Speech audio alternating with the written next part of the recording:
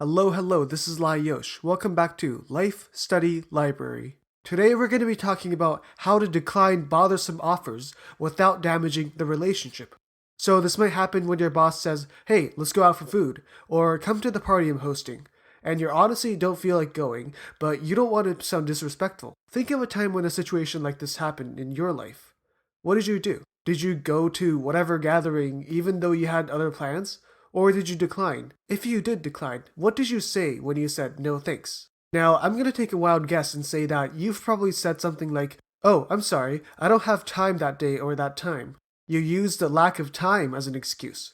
If you did this, you need to watch out because it seems that this excuse is actually counterproductive and is causing more damage to the relationship than you think. And there's another, way more effective excuse you can give that allows you to successfully decline the offer without hurting the relationship. And that excuse is saying that you have no money. In this channel, I'm going to be talking about these interesting scientific and psychological information by implementing data from scientific studies. So if you're interested and want to watch more of my past and future content, then please subscribe to my channel, as that will tremendously support me, and I can't thank you enough for doing that. And without further ado, let's dive into today's topic, using the lack of money to decline bothersome offers. Now, for starters, you might have felt a little off when you heard what I just said. At least I felt a little weird when I first read about this. It's not a bad excuse, it does make sense, but how is this better than saying that you don't have time to attend to a gathering? And also, how is this excuse about the lack of time causing negative effects on the relationship? So that's what we're going to talk about today. Today's study, conducted by researchers from Ohio State University and Harvard Business School, looked at 8 different experiments. And the study evaluated how making excuses on limited time and limited money had any difference in social effects. And to point out a detail that the reason why these 2 excuses were chosen is because these are the biggest variables when choosing to socialize or not with others. And of course, there are other reasons that people use as an excuse when accepting or rejecting a social offer, but these 2 seem to be the most common reason, therefore it was used in the study. And what these 8 different studies found was that declining an offer because of lack of money compared to a lack of time resulted in a lesser damage of social relationship. So people are much more forgiving of you for rejecting to go to a get-together or some kind of social gathering by saying that you don't have money. People were more understanding of this excuse than when you told them about you not having enough time. This excuse actually made people lose trust in you and made them not want to hang out with you anymore. Proving this point is one of the 8 experiments that took 207 adults and made them write about their impressions about money excuse and time excuse when people declined social offers. And it did this by making them think of a time when their friends or acquaintances declined an offer because of lack of time or money. The samples first did this, and then they were assigned to 2 groups, separated by each excuse. So the money excuse group and the time excuse group. They were randomly assigned, except the participants were not aware of which excuse categories they got put into. After that, participants were asked to rate their perception of closeness to that person, along with their perception of how valid the excuse seemed, trustworthiness, and social status. And in order to observe the effects caused by the 2 excuses, participants were tasked to rate their perception of the person who couldn't come to the party before the excuse was given. And they rated this by using the 4 categories that I just explained.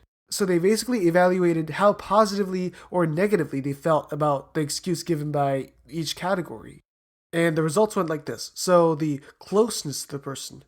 Prior to the reveal of the type of excuse, so before the participants realized they were given either time or money as an excuse, participants felt equally close to the person who declined the offer, but after the 2 types of excuses were revealed, the results showed that while the participants' feelings of closeness declined for both types of excuses, the excuse about the lack of time dropped nearly twice as much as excuse due to the lack of money. So yeah, neither the excuse about the lack of time or money has any positive effects, obviously, because you're declining an offer. That'll make the offer giver sad. However, people feel significantly less close to a relationship when they are given excuses about the lack of time than money. And the same trend occurred in the other categories. People felt the time excuse was significantly less valid than the money excuse, along with time excuse being less trustworthy than money excuse. And the researchers analyzed it like this. So the reason why this is happening is thought is because time might be perceived as more personally controllable than money. It appears that people feel that money is something that's beyond one's control, and they feel that when the excuse giver tells you that they can't come because they don't have money, it's not perceived as them choosing not to go, and they still value the relationship they have with you, the excuse receiver. In contrast, people seem to feel that an excuse due to a lack of time means that the excuse giver is choosing not to go. In contrast, people seem to feel that an excuse due to a lack of time means that the excuse giver is choosing not to go. Since everyone has 24 hours in a day equally, and therefore people feel that the excuse giver is not respecting the relationship. If you say, I'm broke right now so I can't go, people will be more understanding because the amount of money people have are not equal, but the available amount of time will always be the same for everyone. Thus, the excuse receiver will think about what you will do with the time you chose not to spend with them. And there's another study that studied a more realistic setting where it took 64 samples who were engaged and were planning for a wedding. The procedure of the study was pretty much the same thing as the one before, as the couple rated their perception of the guests before and after money and time excuses were given, and consistent with the previous experiment, their perception of closeness dropped significantly when the guests' excuses were about the lack of time. So it is thought that once again, time is thought to be a more controllable resource than money. It does make sense because we all have an equal amount of time, but not money. And people will feel that if you're saying you can't come because you don't have time, it means you're choosing not to spend time with me, meaning you don't value our time together much. And another point is that people seem to think the excuse about the lack of time represents the excuse giver's inability to manage their time. This thinking is really selfish when you think about it, but because of this, the excuse receiver will perceive you as an untrustworthy person who should be kept at a distance moving forward. The study concluded that an excuse about not having time might make the receiver feel like this. Another finding is that if you are aware that everyone knows you have lots of money, or if you're simply invited for a 5-minute coffee break, but you still don't want to spend time with that person for, I don't know, whatever reason, here's an alternative that is said to produce the same quality of effects as the money excuse. And honestly, I laughed out loud when I read about this, but the other excuse you can make is saying that you simply have no energy. By the way, this isn't to say that you go tell the person that you don't have enough energy to go to the gathering. Just say that you simply don't have enough energy, period. It appears that's all you need. Additional findings from this study provided evidence that energy is perceived by people as a limited source that is easily depleted and cannot be immediately restored. So yeah, it seems to be a general consideration that you can't just bring your HP back to max with a snap of a finger. And everyone seems to have experienced that when you're tired, you're not going to be able to enjoy the stuff that you will enjoy if you have the energy. And that's why people will tend to be as forgiving to this excuse as the no money excuse, because they'll most likely know how it feels to be at the social gathering when they're tired. One more thing is that while the study did point out that the no time excuse is actually quite ineffective, these excuse types will be selective depending on the excuse receiver. This means that the no time excuse might work just fine if the excuse receiver is constantly busy and is scarce of time themselves. They would be more understanding because they too are busy, the excuse seems reasonable. If so, the negative consequences I explained might not be perceived by them since they themselves understand what it feels like to not have time. If you know that the person giving the social gathering offer is always busy, they have a pretty good chance of hearing "I don't have time" from you and just accept it casually without receiving any of the negative effects. They will probably see the excuse more valid and trustworthy than those who aren't always busy. And of course, if you aren't sure of the other person's daily schedule, then you might be better off just sticking to "I don't have money" or "I don't have enough energy" excuses when declining a bothersome offer without damaging the relationship between you and the excuse receiver. So that was it for this video, and like I mentioned at the beginning of the video, unless you have a career that allows you to have complete isolation, aka my dream job, you are going to have to socialize with others, your coworkers, your boss, and your subordinates.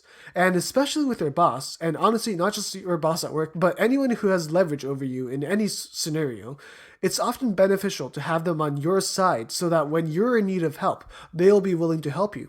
But I'm in no way telling you to be a suck-up, because oftentimes it's very noticeable when you try to be a Randall J. Weems, and the person who you are sucking up to will notice the best. So sucking up is never the way to go. Now, there's another actually valuable technique that you can attain to befriend your boss, which is called managing up.